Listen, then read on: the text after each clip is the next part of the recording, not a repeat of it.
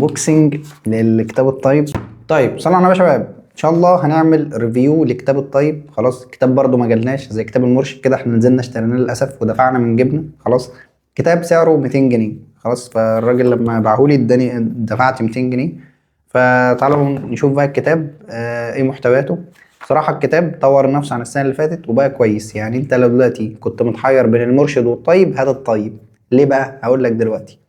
اولا كده الجزء بتاع المرشد بس في ميزة عن الطيب في حاجة واحدة، ان هو في قلبه كان جزء شرح. يعني كان في قلبه جزء ايه؟ شرح بيلخص الباب ويجيب اسئلة السنوات السابقة بتاعة الازهر. لكن كتاب الطيب السنة دي حط اسئلة السنوات السابقة بتاعة الازهر.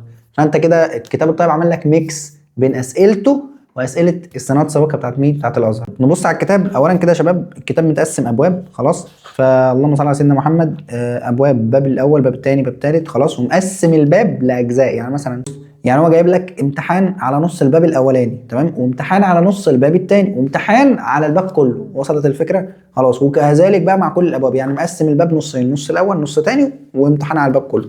وبعد كده جايب لك بقى شويه امتحانات تجريبيه. امتحانات تجريبيه بتاعت مين؟ بتاعت كتاب الطيب. يعني خلاص فانت امتحانات تجريبيه كتير الصراحه، مش عارف تقريبا 20 امتحان، 20 امتحان تجريبي. وجايب لك حوالي 15 امتحان سنوات سابقه. يعني صراحه اسئله كتير. الكتاب اصلا كتير وفي كميه اسئله كبيره. الميزه اللي هي فيه السنه دي ان هو حط اسئله السنوات السابقه في اخر الكتاب. هنا كده بص هتلاقي ايه؟ امتحانات الازهر للعوام السابقه. الكتاب ده يا شباب احنا هنحله ان شاء الله على المنصه. يعني كتاب كويس هنعتمده، وهنحل المرشد كمان معاه باذن الله. ولكن الكتاب ده كويس، احنا ممكن بس نعتمد المرشد في الملخص اللي هو الشرح بتاعه. الملخص الشرح اللي في قلب كل باب ده بيلم لك حاجات كتير قوي. ان شاء الله المراجعه النهائيه هتبقى شامله كتاب المرشد وكتاب الطيب. نحل اسئله ثانويه عامه سنوات سابقه، وهنبعتها لك PDF كامله. طيب تقريبا يعني كتاب تقريبا هي كمان والله. ثانويه عامه، ثانويه عامه ماشي، اكتر من 700 سؤال. وعندك ان شاء الله نحل كتاب التفوق. كل ده يا شباب كامل. خلاص عشان انت بس تبقى فاهم النقطه دي. خلاص كتاب التفوق، وكتاب اللي بتاع المراجعه النهائيه بتاع العام، وكتاب اللي هو فيه مراجعه نهائيه للعام.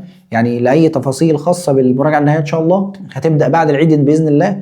فربنا يوفقكم كده يا رب. لو انت محتاج اي تفاصيل عن المراجعه النهائيه ابعت لنا على الارقام اللي هتظهر لك على الشاشه. وربنا يوفقكم، والسلام عليكم ورحمه الله وبركاته.